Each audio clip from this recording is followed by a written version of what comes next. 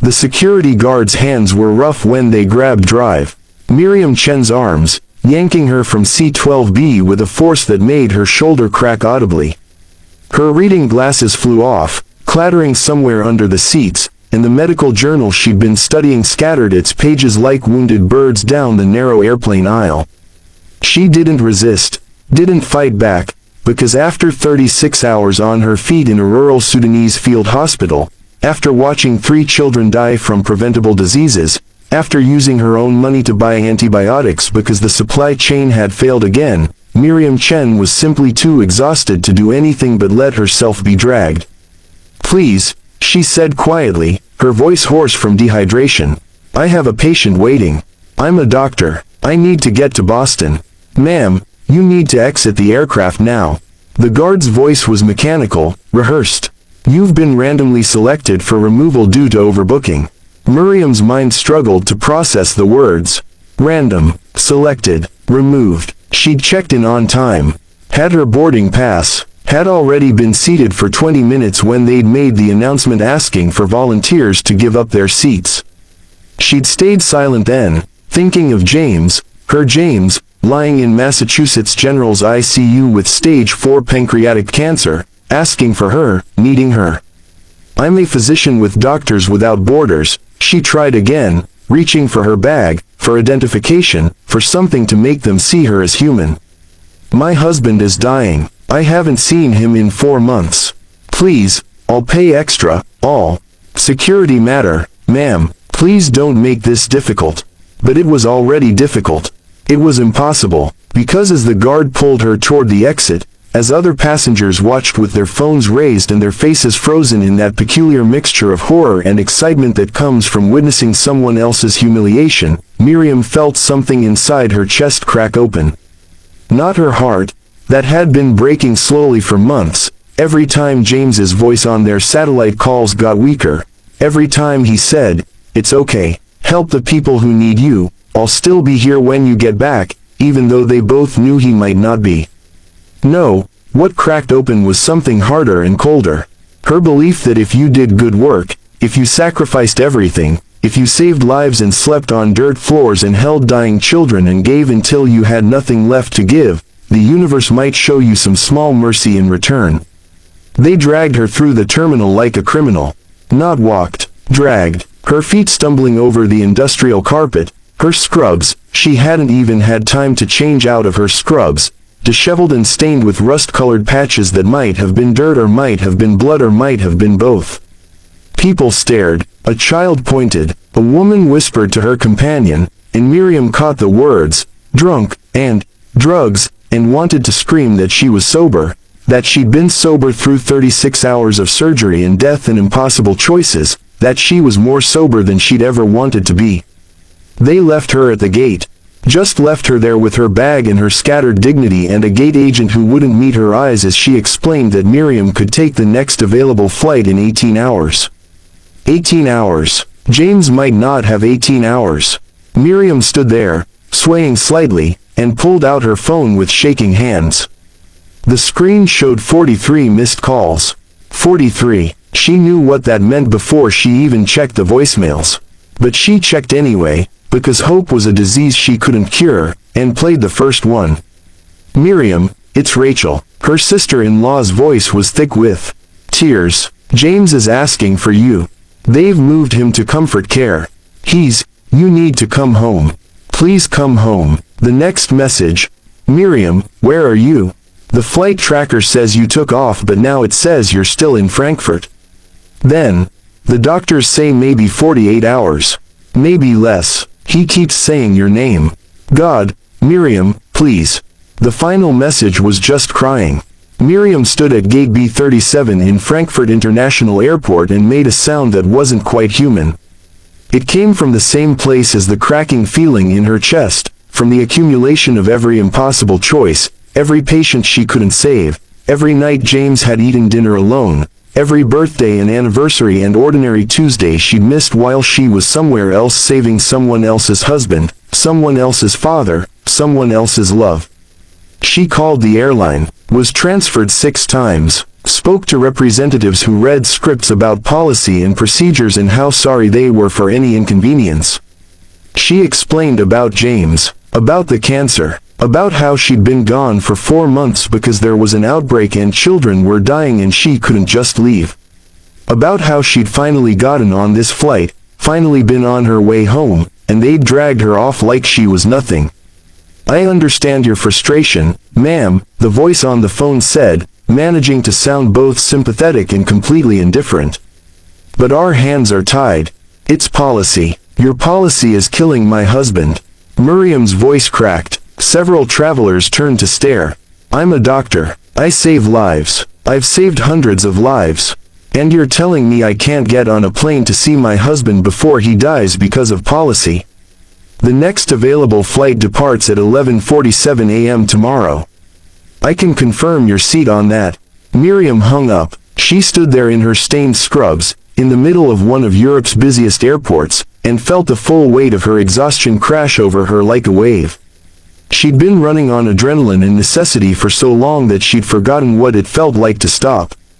To have nothing left, to be defeated not by disease or disaster but by bureaucracy and indifference and the casual cruelty of systems that saw humans as numbers, as cargo to be optimized, as problems to be solved through algorithms instead of compassion. She should go find a hotel. Should try to sleep. Should call Rachel back and tell her that she tried, that she was coming, that she'd be there as soon as she could even though they both knew it wouldn't be soon enough. Instead, she opened her phone and scrolled through her contacts until she found a name she hadn't called in years, David Morrison. Her college roommate's husband, a man who'd spent their entire friendship trying to convince Miriam to invest in his hedge fund, to let him put her money to work, even though she'd never had money to invest, had always chosen the nonprofit path, the service path, the path that paid in purpose instead of dollars. But David had mentioned something once, years ago, at a dinner party. Something about his fund's major stake in an airline consortium. Something Miriam had filed away and forgotten because it wasn't relevant to her life of vaccines and surgery and sleeping in tents. It was 3 a.m. in New York. She called anyway. David answered on the fourth ring, his voice thick with sleep. "Miriam, is that you? Are you okay? I need your help." The words came out broken.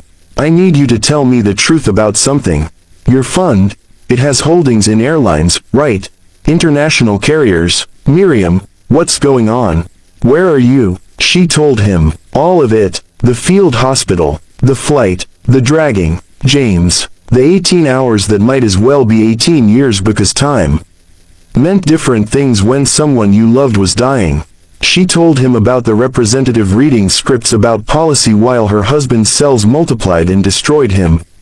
She told him about standing in this airport feeling more helpless than she'd felt in a Sudanese refugee camp with no antibiotics and too many patients and not enough hands. David was quiet for a long moment. Then, "Our fund has a significant position in Transglobal Airlines Consortium. Not controlling, but substantial. About $4 billion in committed capital for their expansion project. Can you stop it?" "What? The funding? Can you freeze it? Can you make them hurt the way they've hurt me?" Miriam's voice was steady now, cold with purpose. "Can you make them understand that I'm not just a number? That my husband isn't just an inconvenience? That there are consequences to treating people like cargo?" "Miriam, that's not how this works. There are contracts, legal obligations, other investors. I'm not asking about how it works. I'm asking if you can do it. Just for 48 hours. Just long enough to get their attention. Just long enough to make them see me." She was crying now, silent tears that ran down her face and dripped onto her scrubs. "David, I have given everything. Everything. I've spent my entire adult life helping people, saving people, being where I'm needed instead of where I want to be. And today, right now, I need to be with my husband before he dies. I need that, and they dragged me off a plane because of overbooking, because I wasn't worth anything to them, because policy matters more than people. So I'm asking you, as someone who claims to be my friend, if you can make them feel even a fraction of what I'm feeling right now." The silence stretched. Miriam could hear David breathing, could imagine him sitting up in bed, running his hand through his hair the way he always did when he was thinking. "If I do this," he finally said, "if I convince our fund to freeze the commitment, it won't be quiet. It'll be news. There'll be questions, investigations, legal action. It could hurt my career. It could, your career." Miriam laughed, a sound like breaking glass.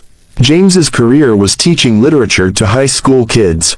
He loved Whitman. Every year, he'd do this unit on Song of Myself, and half the kids would roll their eyes, but a few would really get it, would understand what Whitman was saying about containing multitudes, about being vast and contradictory and human. And James would come home so excited about those kids, about the ones who got it. That was his career, and he gave it up, gave up the parts of it that mattered, when I kept taking these positions overseas, when I kept leaving him alone, when I kept choosing other people over him. And he never complained, not once. He just said, "Go save lives, I'll be here when you get back." Her voice broke completely. "But he won't be there, David. He's dying, and I can't get to him because of policy. So I don't care about your career. I don't care about contracts or investments or any of it. I just want to get home." Another silence. Then, "Give me 2 hours." Miriam sat on the terminal floor with her back against the wall. She didn't have the energy to find a chair. Around her, the airport slowly came to life as dawn approached, shops opening their gates, travelers hauling luggage, the smell of expensive coffee and cheap pastries. Normal people living normal lives, catching flights to normal destinations, experiencing normal inconveniences that didn't involve watching their husband die from across an ocean. Her phone rang 90 minutes later. David's number. "It's done," he said. "Our fund has officially frozen all committed capital to the Transglobal Consortium pending review of their customer service practices and treatment protocols. The announcement went out 20 minutes ago. Their stock is already down 4%. Their CEO is probably getting calls from very angry board members right about now." Miriam felt nothing. No triumph. No satisfaction. Just emptiness. Will it help? Will they let me on a plane? Their head of passenger experience called me directly 10 minutes ago. Somehow they connected the dots, probably because one of those viral videos from the plane has your name visible on your bag. They're looking for you. They want to apologize. They want to offer you. I don't want an apology. I want to go home. There's a direct flight to Boston departing in 40 minutes. Gate C22. You're booked in first class. They've held the departure. Miriam, they've held an entire airplane for you. She should have felt something then. Relief, maybe, or vindication, but she just felt tired. So impossibly tired. Gate C22 was in the international terminal. Miriam walked there slowly, her bag dragging behind her. When she arrived, there was a woman in an expensive suit waiting, flanked by 2 other airline officials. They rushed toward her with apologies spilling from their mouths like water from a broken dam. "Dr. Chen, we're so deeply sorry. There was a terrible misunderstanding. A catastrophic failure of our systems and training. We want to make this right. We're prepared to offer you." "Is the plane ready?" Miriam interrupted. "Yes, but if we could just take a moment to." "Is the plane ready?" The woman's face fell. "Yes, yes, it's boarding now. We've reserved seat 2A for you. Anything you need." Miriam walked past them, just walked past, onto the jet bridge, onto the plane. A flight attendant tried to take her bag, but Miriam held it tighter. She found her seat and collapsed into it. The leather was soft. There was champagne waiting. None of it mattered. The flight took 7 hours and 43 minutes. Miriam didn't sleep, didn't eat, didn't watch movies or read or do any of the things people do on long flights. She just sat there, her hand resting on her phone, waiting for it to ring, praying it wouldn't ring, because if it rang it meant news, and news at this point could only be one thing. It didn't ring. When they landed at Logan, there was a car waiting. Someone had arranged the two. The driver knew without being told where she needed to go. Massachusetts General Hospital, ICU, 4th floor. Rachel was in the waiting room. She looked up when Miriam came in, her face wet with tears, and Miriam knew. She knew before Rachel stood up, before Rachel opened her mouth, before Rachel said the words that would split Miriam's life into before and after. "I'm sorry. He's gone. He died 2 hours ago. He held on as long as he could. He kept asking if you were close. He wanted."